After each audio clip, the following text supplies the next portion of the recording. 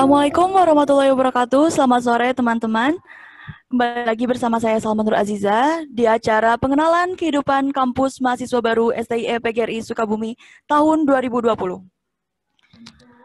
Materi selanjutnya yang akan disampaikan oleh Wakil Ketua Bidang 1 Bidang Akademik, yaitu Bapak Riki Riswandi. Sebelum masuk ke materi, izinkan saya untuk membacakan CV Bapak Riki terlebih dahulu. Nama lengkap, Riki Riswandi SCMM. Tempat tanggal lahir, Sukabumi, 19 Juni 1981. Alamat rumah, Jalan Pabuaran, Kelurahan Nyomplong, Kecamatan Warudoyong. Status menikah. Agama Muslim. Riwayat pendidikan, MI Baitun Nur, MTS Muhammadiyah Sukabumi, SMK Muhammadiyah Sukabumi, STIE PGRI Sukabumi, STIE IPUI Jakarta. Riwayat organisasi, 1. Pengurus PGRI PC khusus STIE PGRI Sukabumi, Ketua Senat STIE PGRI Sukabumi, tahun 2003-2004, anggota Senat Lembaga STIE PGRI Sukabumi tahun 2017 hingga sekarang, Ketua Prodi Manajemen tahun 2013 hingga 2017, Wakil Ketua 1 Bidang Kurikulum STIE PGRI Sukabumi. Langsung saja kepada pembahasan materi oleh Bapak Riki Riswandi. Kepadanya kami persilahkan. Oke. Bismillahirrahmanirrahim. Assalamualaikum warahmatullahi wabarakatuh. Yang saya hormati para pimpinan di lingkungan STIE PGRI Sukabumi, Ketua STIE PGRI Sukabumi, Wakil Ketua 2, 3, para ketua lembaga pendampingan mutu, ketua lembaga penelitian dan pengabdian pada masyarakat, para ketua program studi, baik itu akuntansi maupun manajemen, para tenaga pendidik, dosen, dan sivitas akademi lain, mahasiswa, ya, dan yang saya cintai dan saya banggakan, saya ucapkan selamat datang kepada calon mahasiswa baru tahun akademik 2020-2021 STIE PGRI Sukabumi. Terima kasih atas kepercayaan Anda semua telah berkenan untuk bergabung dengan STIE PGRI Sukabumi. Puji dan syukur marilah kita panjatkan kehadirat Allah Subhanahu wa taala yang atas rahmat dan karunia-Nya, sehingga pada kesempatan yang berbahagia ini kita bisa melaksanakan kegiatan yaitu pengenalan kehidupan kampus bagi calon mahasiswa baru STIE PGRI Sukabumi. Mudah-mudahan dalam keadaan walaupun secara daring di COVID ini tetap senantiasa kegiatan kita ada dalam ridho dan iman Allah Subhanahu wa taala. Tak lupa juga salawat dan salam marilah kita curahkan kepada junjungan umat Nabi besar Muhammad SAW. Baik, pada kesempatan ini saya ucapkan terima kasih kepada pembawa acara yang telah memberikan kesempatan saya untuk memberikan pemaparan kaitan halnya dengan kebijakan akademik di lingkungan STIE PGRI. Sebagai amanah yang diberikan perguruan tinggi pada saya untuk bertanggung jawab terhadap pelaksanaan tentang mutu akademik lingkungan STIE PGRI Sukabumi, tentunya bahwa kebijakan akademik ini harus diselaraskan sesuai dengan kebijakan atau peraturan-peraturan yang berlaku dan berkaitan dengan penyelenggaraan pendidikan tinggi. Kita lihat bahwa tadi munculnya sebuah kebijakan akademik di lingkungan STIE PGRI Sukabumi, tentunya ini berdasar pada kebijakan-kebijakan dari pemerintah. Yang pertama, sebagai cita-cita bangsa, bahwa untuk mencerdaskan kehidupan bangsa itu salah satu media adalah dengan dilakukannya proses pendidikan. Mudah-mudahan cita bangsa ini bisa kita support dan kita dukung, terutama khususnya oleh STY PGRI sebagai lembaga perguruan tinggi swasta yang ikut berperan untuk mencerdaskan kehidupan bangsa.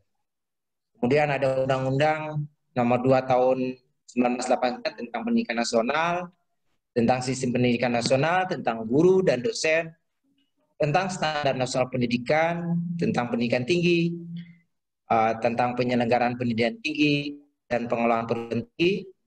Ada peraturan Kemendikbud yang terbaru nomor 3 tahun 2020 tentang standar nasional pendidikan tinggi. Ini kaitan dengan kebijakan akademik yang diimplementasikan di masing-masing perguruan tinggi. Dan yang terakhir adalah adanya kebijakan sebagai otonomi pengelola di lingkungan perguruan tinggi swasta, yaitu statuta yang sebagaimana Ketua STY PGRI Sukabumi sampaikan bahwa menurut PP nomor 4 tahun 2014 itu dijelaskan bahwa ada otonomi perguruan tinggi swasta yang sebagai dasar hukum tentunya ditetapkan dalam sebuah statuta perguruan tinggi.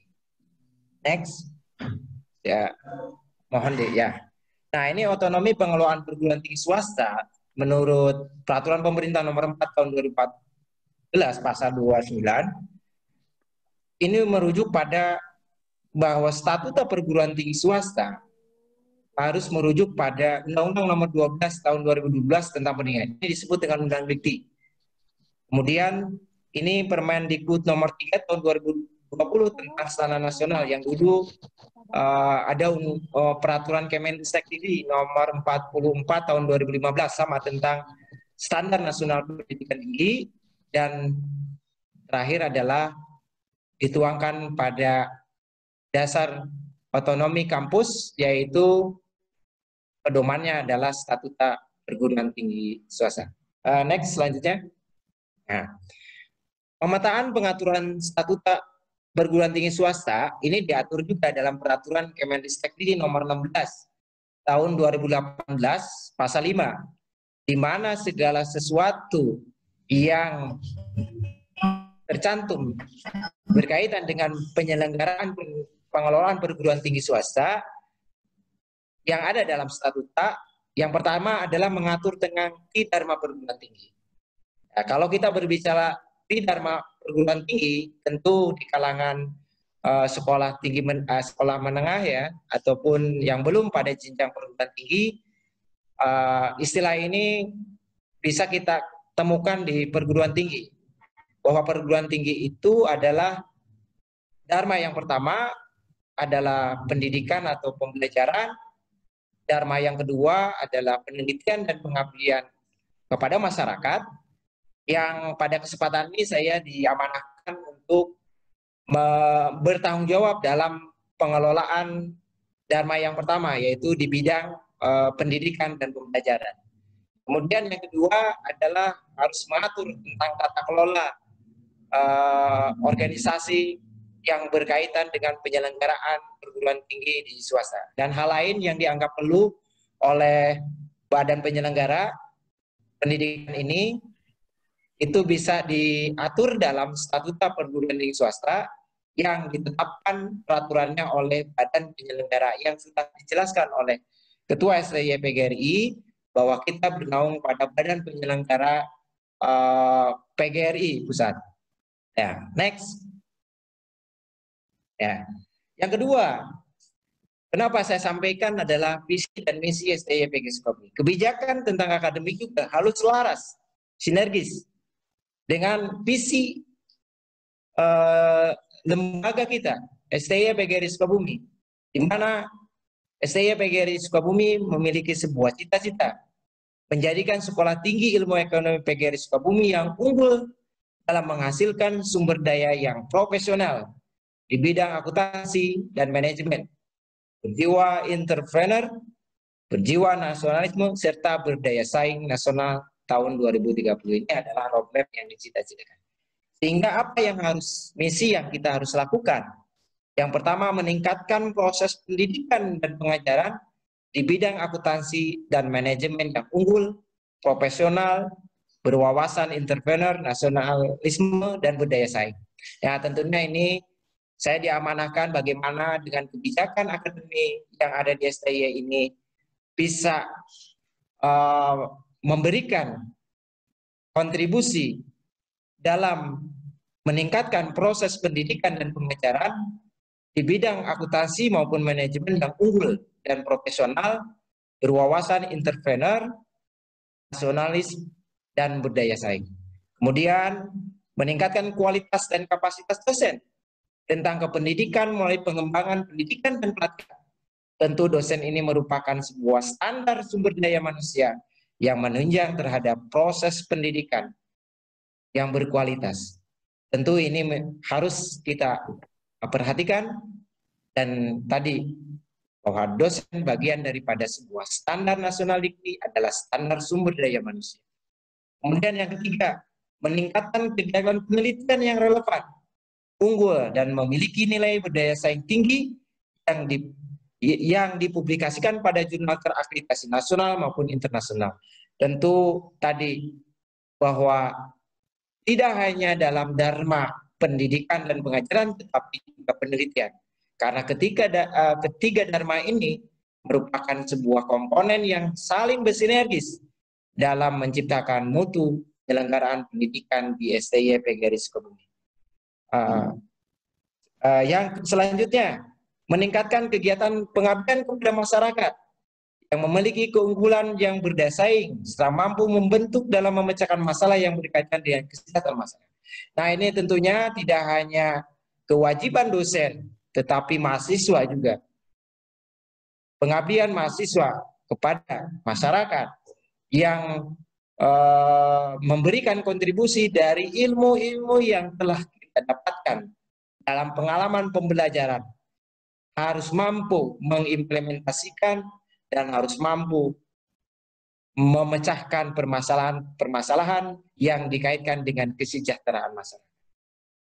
Nomor 5, menginternalisasikan nilai-nilai entrepreneur, nasionalisme, dan nasionalisme jati diri PGRI, dan ini merupakan sebuah ciri khas sebagai lembaga yang di bawah naungan PGRI, memiliki nilai entrepreneur, dan ini merupakan sebuah cita-cita dari visi STY PGRI Sukabumi. Dan nasionalisme adalah menanamkan sebuah nilai sebagai bangsa kita, bangsa Indonesia, yang tetap menjunjung tinggi pada nilai-nilai kebangsaan. Kemudian yang ketiga, yang selanjutnya, membangun jejaring kerjasama dengan berbagai pihak. Kaitannya yang menunjang terhadap kegiatan pendidikan. Dalam hal ini adalah aspek daripada industri sebagai stakeholder, government, pemerintah, yang dan komponen-komponen lain yang diharapkan ini bisa membangun secara sinergis untuk mendorong terlaksanaannya Dharma perguruan tinggi di lingkungan STY PGRI Sukabumi. Next. Oke, dilanjut slide selanjutnya. Ini tujuannya untuk menghasilkan lulusan sarjana akuntansi. Tadi Pak Ketua sudah mengatakan bahwa ada penjenjangan penyebutan pada pendidikan. Sekarang ada nama laturi, yaitu dulu kita mengenal dengan S1, S2, D3, D1. Sekarang adalah program pendidikan sarjana yang dulu jenjangnya adalah D1, yaitu mampu, yang unggul, profesional, entrepreneur, nasional, dan berdasar. Tetap bahwa ini tujuan kita harus konsisten, linear dengan visi dan misi. Meningkatkan kualitas dan kapasitas dosen dan tenaga pendidik melalui pengembangan pendidikan dan pelatihan. Alhamdulillah, kita mendorong untuk dosen ini supaya meningkatkan dari segi profesional, melakukan pengujian sertifikasi dosen untuk mendapatkan sertifikasi profesional. Terus dilakukan upaya pelaksanaan pengembangan diri, baik itu studi lanjut dan sebagainya. Ini merupakan sebuah upaya-upaya kebijakan dari perguruan tinggi kaitannya dengan akademik. 4, untuk menghasilkan berbagai kegiatan pengabdian masyarakat yang memiliki keunggulan dan berdaya saing, sehingga mampu membantu dalam memecahkan persoalan yang terjadi di masyarakat. untuk menumbuhkan budaya entrepreneur. Nah, ini sebagai ciri khas kita bahwa perguruan tinggi kita akan fokus konsentrasi bagaimana mengembangkan sebuah nilai-nilai entrepreneur di kalangan mahasiswa. Maka ini dibutuhkan sebuah sinergitas dalam pelaksanaannya, baik itu didukung oleh para stakeholder yang berkaitan dengan masalah entrepreneur ataupun dengan asosiasi profesi yang berkaitan dengan entrepreneur, sehingga nanti mampu menumbuhkan sebuah nilai-nilai dan mahasiswa lulusan kita mereka mampu menciptakan sebuah lapangan pekerjaan bagi para tenaga kerja. Dan selanjutnya nasionalisme pada setiap kegiatan akademik maupun non akademik merupakan pembelajaran ketauladanan yang harus dilakukan oleh sivitas akademika. Jadi semua hal ini harus didukung oleh sivitas akademika dari unsur pimpinan, dosen, tenaga pendidik, sivitas akademika, karyawan, semuanya harus didukung.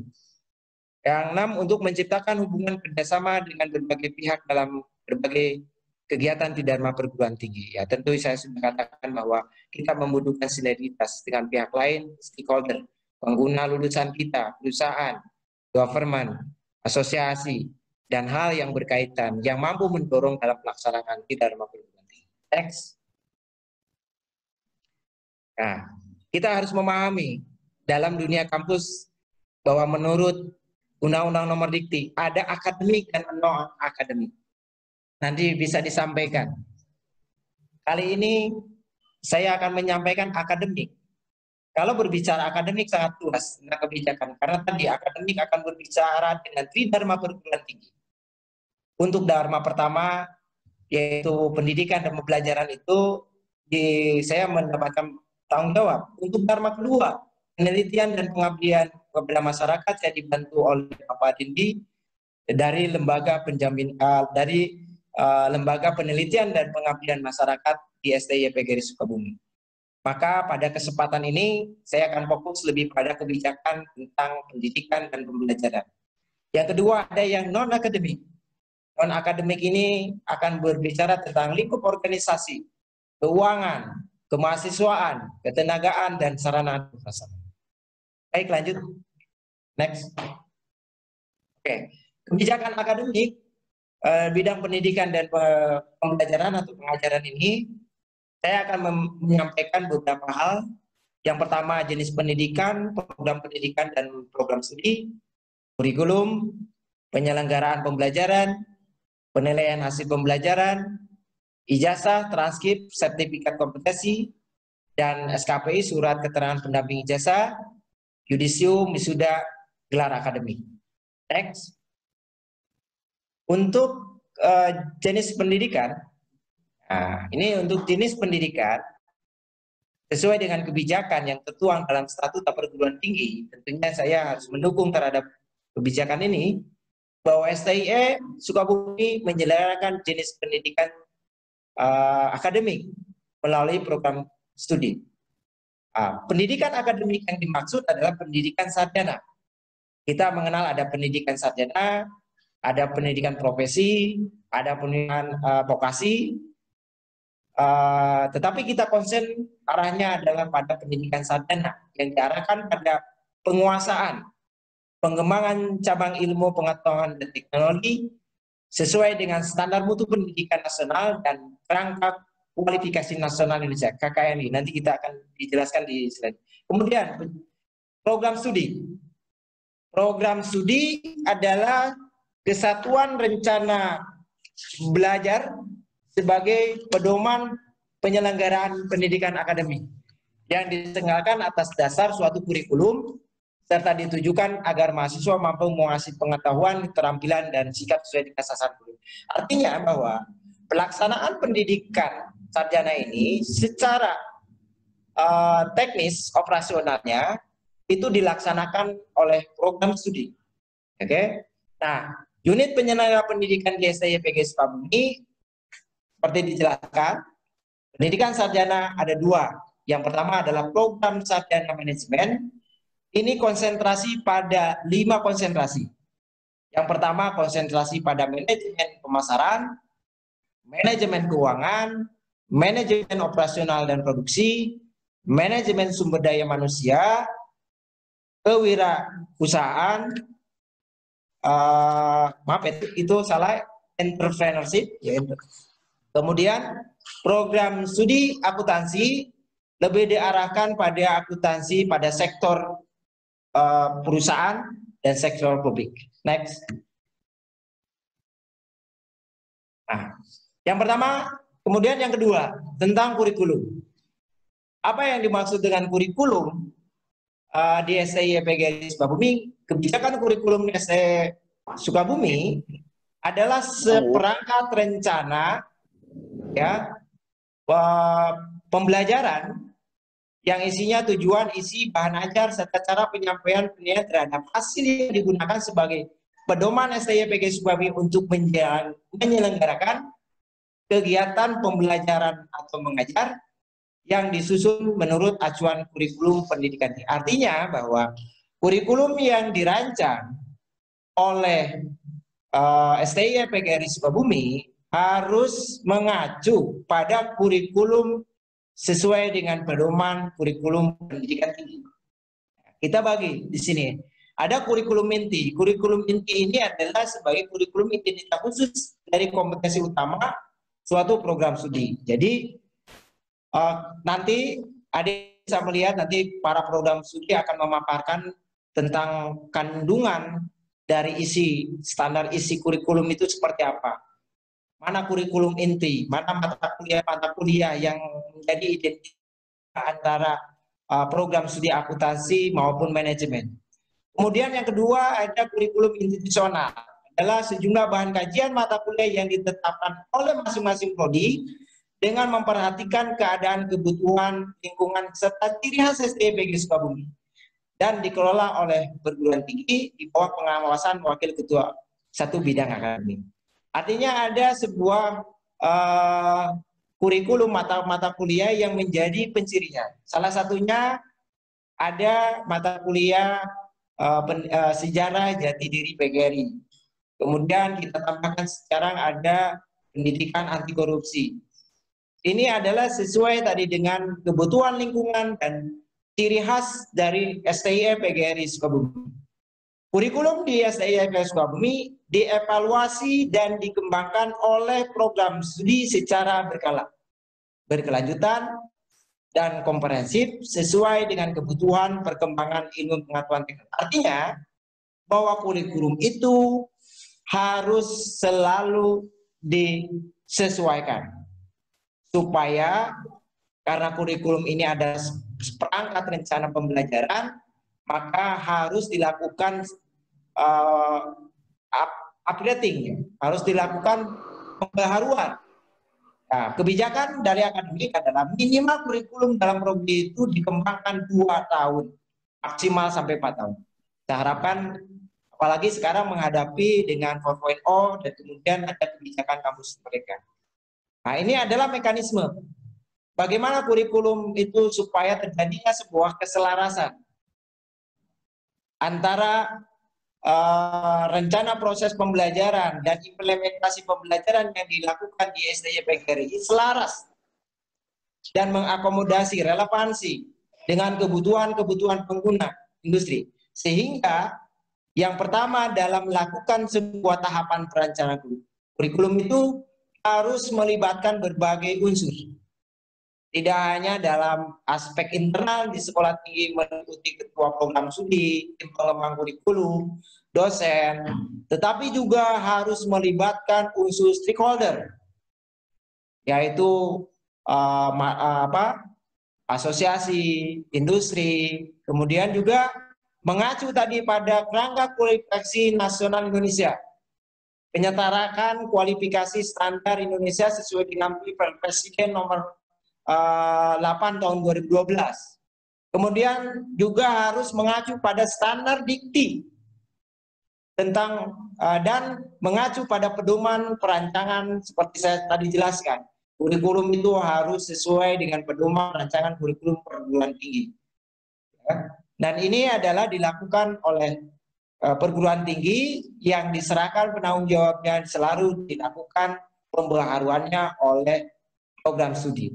Sehingga alur daripada perancangan itu sampai dengan perangkat pembelajaran yang tercantum pada kurikulum ataupun lebih pada spesifik pada mata kuliah, sampai dengan pada proses pembelajaran, rencana pembelajaran semester, silabus, rencana tugas, kemudian rencana evaluasi, instrumen penilaian, itu harus mengalir, dirancang sesuai dengan mekanisme yang sudah dirumuskan di lingkungan STI PGRI Sukabumi dengan mengacu pada tadi masukan-masukan dari stakeholder, kebutuhan industri, mengacu pada KKNI, standar nasional dikti, dan pada tujuan sesuai dengan visi dan misi STI PGRI Sukabumi.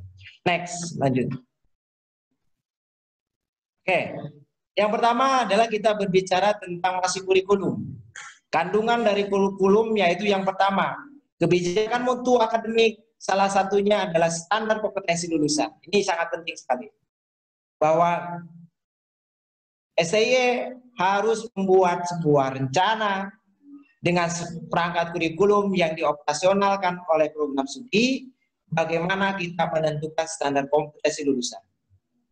Apa standar kompetensi lulusan? Tadi, standar kompetensi lulusan merupakan kriteria minimal tentang kualifikasi kemampuan lulusan yang mencangkup pada sikap, pengetahuan, keterampilan yang dinyatakan dalam hubungan capaian pembelajaran. Artinya bahwa standar kompetensi lulusan ini harus dirumuskan pada capaian pembelajaran lulusan yang nanti akan disampaikan oleh program studi kedalaman daripada kurikulum. Kita melihat tadi, di sisi lain bahwa capaian pembelajaran harus pada standar dikti, standar nasional dikti.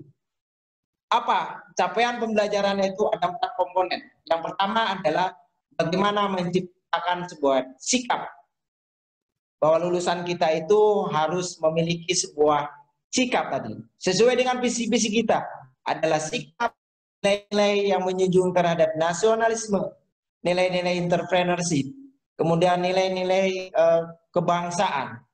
Ini adalah sebuah ditanamkan. Nanti Prodi akan menguraikan bagaimana capaian-capaian pembelajaran lulusan dari aspek sikap. Salah satunya yang mungkin sikap bagaimana lulusan kita adalah bertakwa kepada Tuhan Yang Maha Esa, bertanggung jawab. Kemudian keterampilan umum, bahwa ini nanti akan di-mapping dari rencana kurikulum. Ada mata kuliah umum yang ini akan mencerminkan sebuah ciri khas dan prodi yang menunjang pada mata kuliah inti program. Dan ada mata keterampilan khusus. Keterampilan khusus ini akan mencerminkan sebuah penguasaan atau keterampilan sesuai dengan karakteristik program studi, baik itu akuntansi maupun manajemen. Kemudian yang kedua, aspek pengetahuan, knowledge. Seperti tadi disampaikan materi sebelumnya, bahwa lulusan diharapkan memiliki sebuah kompetensi-kompetensi dari aptitude, kemudian dari penguasaan, dari keterampilan. Kemudian ada KKNI, ini adalah angka kualifikasi nasional. Kita juga harus mensinergiskan. Nanti kita di slide berikutnya akan menjelaskan bagaimana tingkatan dari KKNI. Sarjana itu di tingkat level KKNI berapa? Bagaimana kematangan di sarjana, bagaimana tuntutan capaian pembelajaran yang tertuang daripada level-level yang ada di rangka kualifikasi nasional Indonesia. Makanya ketika merancang sebuah kurikulum sebagai satu set rencana pembelajaran, maka harus mengacu pada kedalaman KKNI dan mengacu pada standar dikti. Kalau kita melihat apa yang dalam KKNI hampir sama diramu dalam standar dikti. Kemampuan kerja, sikap dan tata nilai, kewenangan dan tanggung jawab, dan penguasaan terhadap pengetahuan. Nah, untuk di standar dikti, untuk sikap, capaian pembelajaran itu ada sudah ditentukan, dirumuskan oleh dikti, dan itu boleh ditambah oleh perguruan tinggi tentang standar-standar baik itu sikap maupun keterampilan. Kemudian yang dirumuskan oleh forum prodi tentang keterampilan khusus, Ini adalah kajian dari rumpun-rumpun program studi akuntansi maupun rumpun program studi manajemen.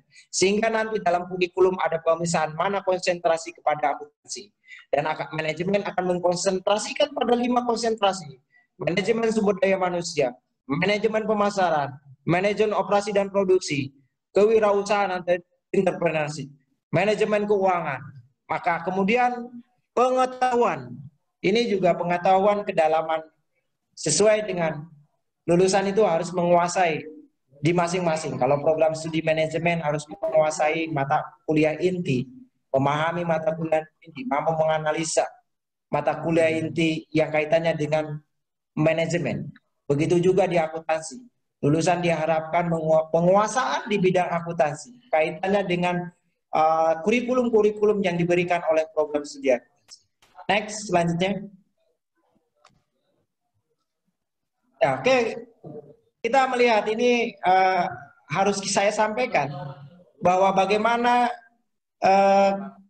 antara sinergitas tadi standar dikti, kemudian dengan KKNI. Kita melihat di sini ada level tingkatan.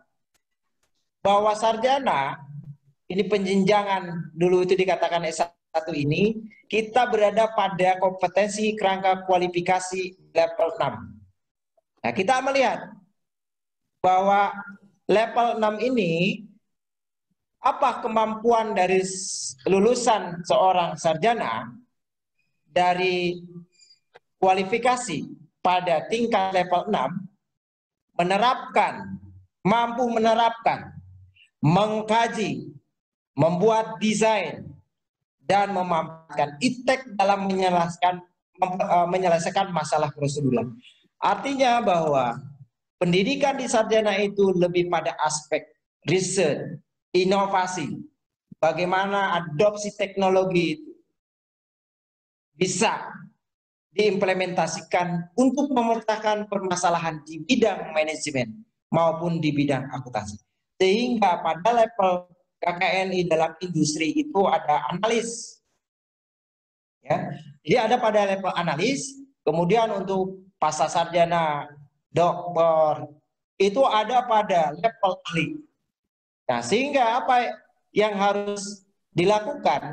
Maka kebijakan kurikulum, isi, kedalaman mata kuliah, proses pembelajaran, metode pembelajaran, itu harus mengacu pada keberhasilan kerangka kualifikasi pada level 6 sesuai dengan mengacu pada kerangka. Jadi ada penyetaraan pengakuan bahwa kita sebagai lulusan sarjana tentu kebutuhan industri adalah dianalis. Seperti apa kompetensinya pada level 6 itu? Ya, tadi yang saya jelaskan adalah mampu menerapkan, mengkaji, ya, menganalisis, memahami, membuat desain, membuat sebuah konsep, merancang, kemudian dan memanfaatkan teknologi dalam menyelesaikan masalah secara prosedur. Itulah yang tadi saya katakan. Sehingga dalam kandungannya dalam KKNI ini harus dibangunlah sebuah 4 kompetensi: sikap, tampilan umum, keterampilan khusus, dan pengetahuan. Sehingga diharapkan nanti dalam proses pembelajaran lulusan kita bisa direlevansi, disejajarkan sesuai dengan jenjang pendidikan sarjana, bahwa kita memiliki kemampuan pada tingkatan level KKNI pada level. Selanjutnya, next. Oke. Bagaimana penjabaran dari kompetensi-kompetensi KKNI ke dalam kurikulum? Dimulai daripada sebuah jenjang. Tadi, bahwa ketika kita berbicara jenjang KKNI pada level 6, maka deskripsi kualifikasi pada jenjang level 6 itu harus ditafsirkan oleh program studi atau perguruan tinggi. Penanggung jawabnya adalah pengembangan dari kurikulum ada di program studi secara teknis. Penanggung jawabnya ada di saya sebagai wakil ketua satu bidang akademik. Maka bagaimana bisa membuat CPL, capaian pembelajaran ini di bidang akuntansi maupun di bidang manajemen. kemudian diturunkan dalam capaian pembelajaran program studi. Tentunya ini dikaitkan dengan tujuan melihat visi kemudian dari program studi masing-masing. Dan kemudian juga tadi mengacu pada standar dikti, kompetensi 4 kompetensi, mengacu pada KKNI. Kemudian dituangkan di dalam secara diturunkan kembali pada bahan kajian mata ajar yang disampaikan kepada mahasiswa, baik itu pada program studi akuntansi maupun manajemen. Dan kemudian diturunkan secara proses pembelajaran, baik itu dosen, mahasiswa, dengan adanya metode pembelajaran. Supaya tadi kompetensi yang kita harapkan, baik mengacu pada standar kualifikasi, standar dikti, maupun mengacu pada standar kerangka kepemimpinan nasional, bisa tercapai implementasinya sesuai yang kita harapkan.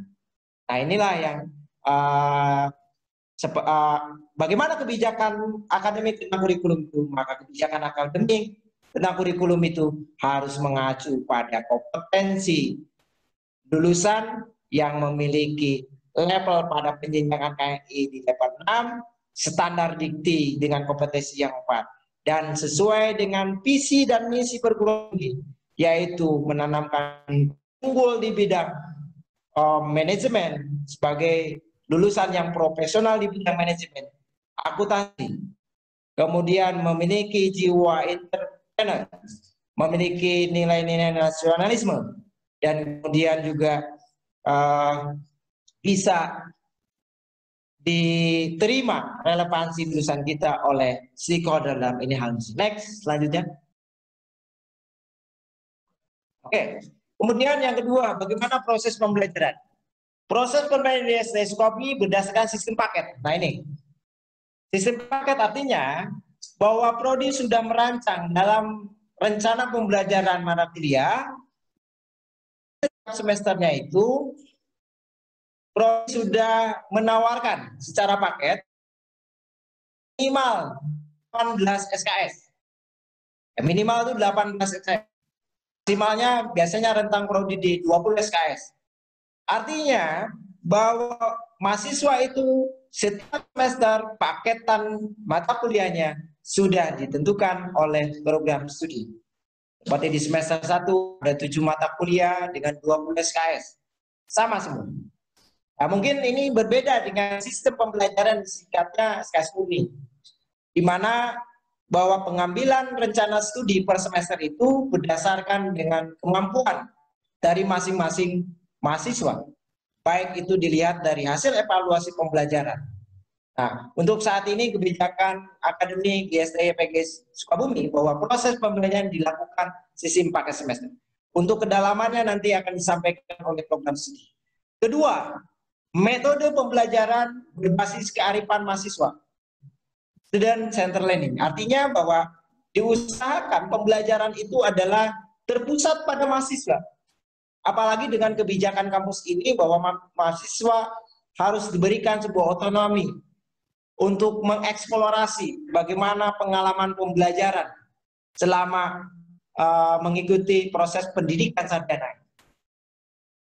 Dan apa yang diharapkan dari proses pembelajaran ini adalah tadi bahwa mahasiswa harus bisa menganalisis, bahwa mahasiswa harus bisa mendesain dan menghasilkan sebuah inovasi-inovasi dengan pemanfaatan teknologi dalam memecahkan permasalahan. Kemudian yang kedua, bahwa pendidikan sarjana ini secara undang-undang dikti dan secara standar nasional pendidik, lama studi untuk sarjana maksimal 7 tahun. Bahkan di peraturan selanjutnya perguruan tinggi boleh mengurangi masa studinya. Ini berkaitan dengan standar mutu. Ya, kami mengharapkan mahasiswa harus tepat studi. Minimalnya lama studi dilaksanakan selama 4 tahun, 8 semester. Kalau di Kemendikbud standar dikti 7 tahun atau 14 semester. Maka saya harapkan STY, lulusan STY harus tepat waktu. Ya tadi minimal di 4 tahun. Ya, kemudian maksimalnya bahkan STI menekan standar mutunya adalah 6 tahun atau sebesar 12 semester. Nah, kemudian beban untuk syarat menjadi lulus dalam program sarjana, maka beban kredit semesternya itu minimal 140. Saya melihat di program studi kita baik akuntansi manajemen itu lebih dari 144 yang kita. Artinya Anda selesai melaksanakan perkuliahan, Anda melaksanakan pendidikan sarjana itu minimal harus menyelesaikan 140. Atau dalam program studi manajemen itu dilaksanakan 148, di akuntansi dilaksanakan selesai sampai 149 SKS. Kemudian yang beban belajar tadi ini bedanya dengan mungkin pendidikan sekolah menengah. Kalau kita mengenal ada yang disebut dengan SKS. Beban belajar mahasiswa dijajarkan dalam besaran SKS. SKS itu satuan kredit semester. Ada beberapa mata kuliah untuk mencapai tadi pendidikan 140 SKS. Maka mata kuliah itu ada yang bervariasi besaran SKS. Ada mata kuliah yang SKS 3 SKS, 2 SKS, ya, 3 SKS atau 4 SKS. Nanti prodi yang akan memperlihatkan di kurikulum mata kuliahnya. Dan sehingga total yang akan Anda ikuti dalam pendidikan sarjana itu tadi minimal di 144. Tetapi untuk di STY PGRI untuk program studi manajemen itu 149 dan akuntansi itu 148 harus ditempuh. Kemudian semester, ada istilah semester, yaitu proses pembelajaran efektif dalam satu semester, maka harus ditempuh 16 minggu atau dalam istilah mahasiswa yang sudah berkuliah itu tatap muka 16. 16 tatap muka ini itu sudah termasuk ujian tengah semester dan ujian akhir semester. Next. Oke. Kemudian metode pembelajaran. Tetap bahwa metode pembelajaran kebijakan akademik mengacu pada standar nasional dikti. Bahwa metode pembelajaran pada mata kuliah itu boleh dilakukan dengan metode gabungan. Ya, kita mengenal bahwa pembelajaran misalnya tidak hanya kuliah, ketemu di kelas atau pada kondisi seperti ini adalah dilakukan secara daring melalui Zoom, tetapi juga ada metode pembelajaran responsif tadi untuk mengasah bagaimana dosen memberikan sebuah metode, mengasah tentang analisis, mengasah tentang pemecahan masalah pada studi kasus, tugas-tugas yang diharapkan mampu sesuai dengan level tadi, kemampuan menganalisis, kemampuan mengambil sebuah keputusan, kemampuan memecahkan sebuah problem. Tutorial, kemudian ada seminar, ada praktek-praktek, ada praktek lapangan, dan kemudian ada penelitian. Ya, biasanya penelitian ini bisa dilakukan nanti di tugas akhir biasanya. Tetapi mahasiswa juga diberikan kesempatan untuk melakukan penelitian di luar tugas akhir. Yaitu sesuai dengan metode yang dilakukan oleh dosen dan mahasiswa. Sehingga metode pembelajaran itu harus mengarah pada interaktif antara dosen dengan mahasiswa. Holistis, dibangun secara keseluruhan, integratif, saintifik. Segala sesuatu harus berbasis kaidah ilmiah. Ya, kemudian juga konseksual, materi-materi, tematik, efektif, kolaboratif, dan tadi SCL, student learning tadi, berpusat pada mahasiswa. Di STIE, semua dosen diarahkan kebijakannya adalah melakukan sebuah metode-metode untuk mengeksplorasi terpusat kepada mahasiswa, membangun sebuah kemandirian, membangun sebuah inisiatif, inovasi, dan kreativitas. Sehingga apa yang diharapkan, kompetensi lulusan sesuai dengan capaian pembelajaran itu bisa tercapai. Next, selanjutnya. Oke, penilaian hasil belajar. Ini sudah poin yang selanjutnya, ini tentang penilaian hasil belajar. Prinsip penilaian untuk belajar edukatif. Ya, dosen biasanya melakukan ujian sesuai dengan konten-konten materi, capaian yang diturunkan dari capaian mata kuliah. Kemudian otentik, harus dibuktikan bahwa betul Anda memiliki sebuah prestasi, harus dibuktikan secara fakta.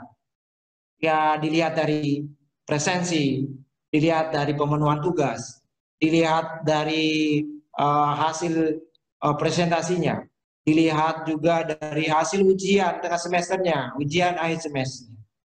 Kemudian akuntabilitas. Dosen juga harus mempertanggungjawabkan tentang hasil penilaian daripada mahasiswa. Dan mahasiswa juga harus mempertanggungjawabkan. Kemudian transparansi.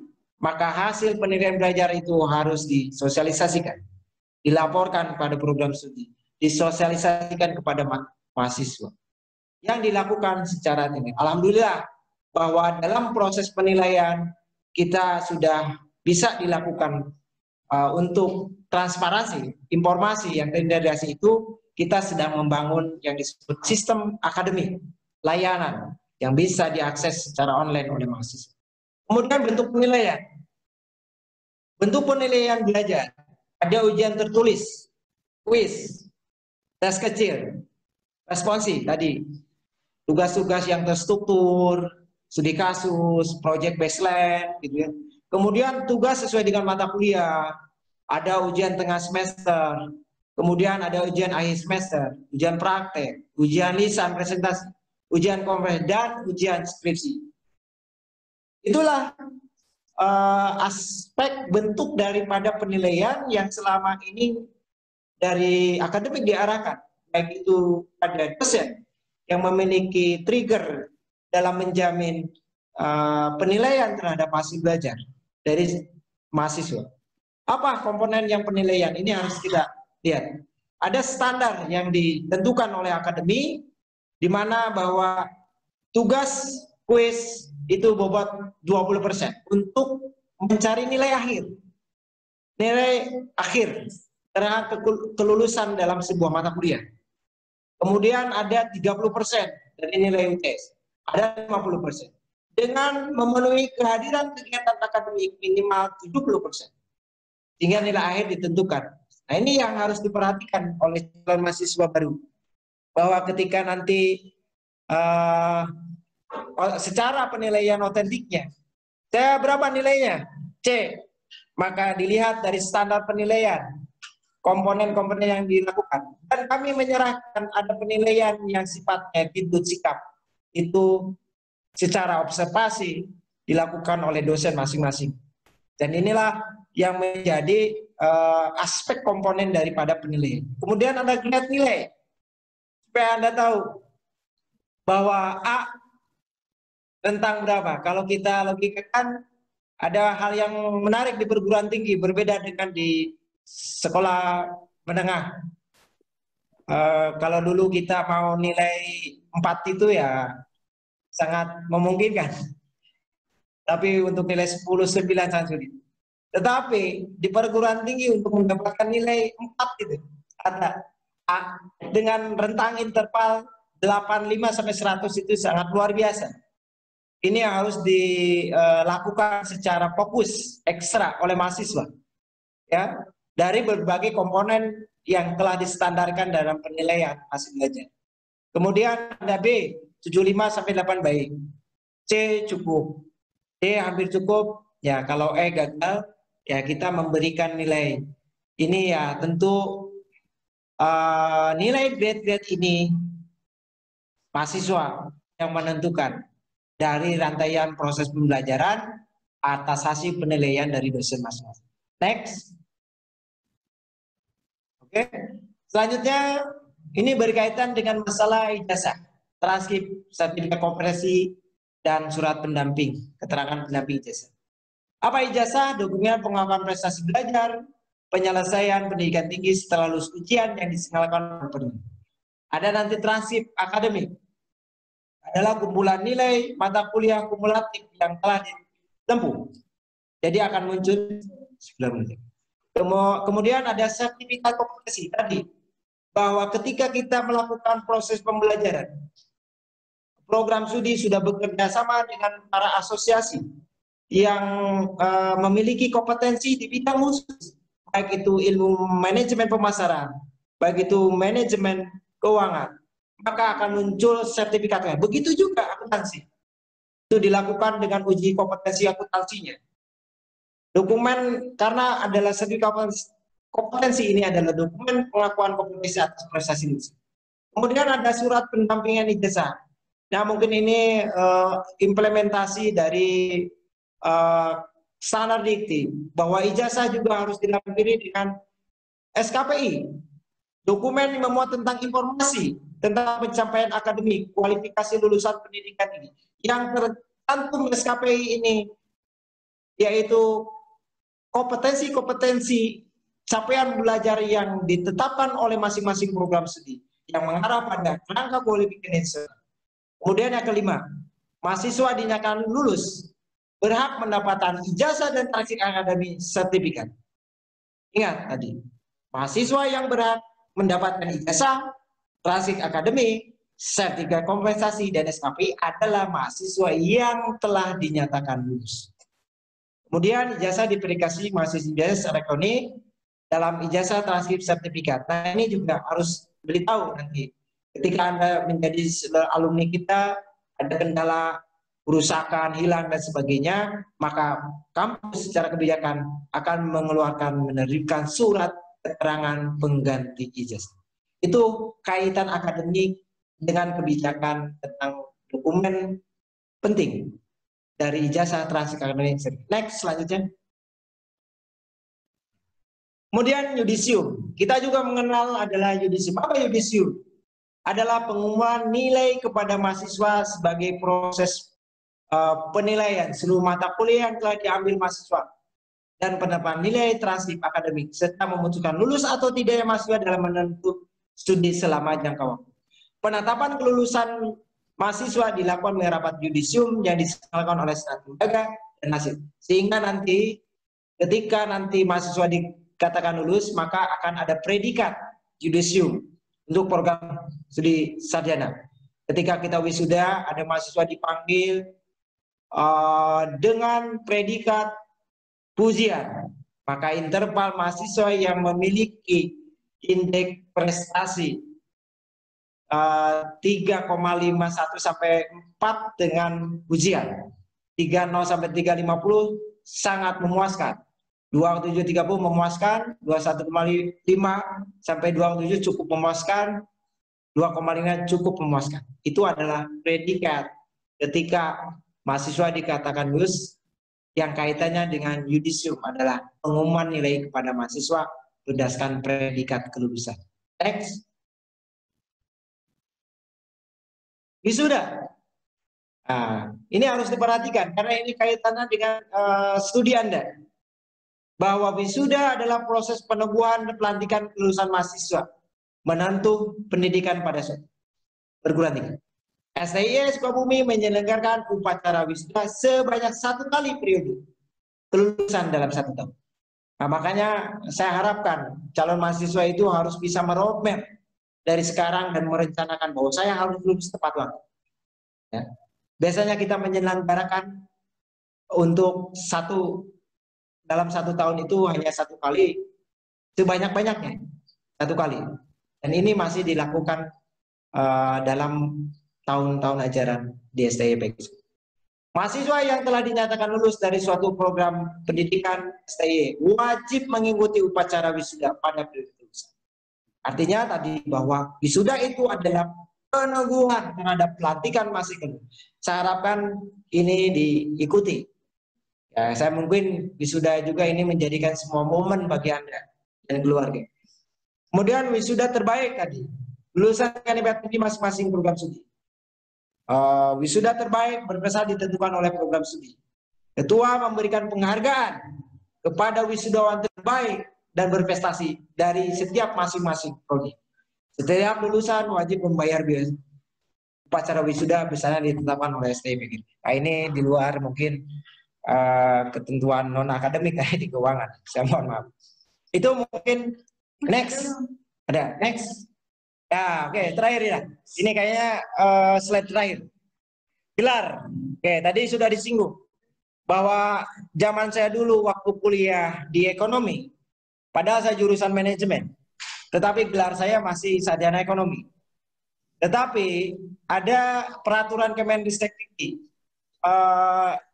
nomor 257 M/KP 2017 tentang nomenklatur gelar prodi, bahwa rumpun untuk akuntansi dan manajemen itu gelarnya sekarang sarjana manajemen. Adapun gelar yang sarjana ekonomi itu bagi program studi ekonomi murni, ekonomi pembangunan, ekonomi terapan. Jadi itu adalah diterapkan untuk gelar yang ada di STY. Jadi Anda yang di akuntansi nanti mendapatkan SAK, sarjana akuntansi, dan kemudian di program studi manajemen maka Anda menunjukkan sebutan gelar sarjana. Ya mungkin itu yang saya bisa sampaikan kalau berbicara tentang teknis, akademik. Saya juga dibantu oleh staf di PAK nanti bagian administrasi akademik, dan juga saya dibantu oleh program studi untuk penyelenggaraan pendidikan sarjana baik itu di akuntansi dan di manajemen. Mungkin itu saja, saya mohon maaf atas segala kekurangannya. Mudah-mudahan hal ini memberikan sebuah informasi bagi calon mahasiswa baru, di mana Anda akan terus bertanya, saya harapkan ini terus bertanya, nanti akan terjadilah sebuah interaksi dengan akademik, dan saya pikir nanti Anda akan terbiasa bertemu dengan prodi, ngobrol tentang akademik. Mungkin itu saja, billahi taufiq wal hidayah. Wassalamualaikum warahmatullahi wabarakatuh.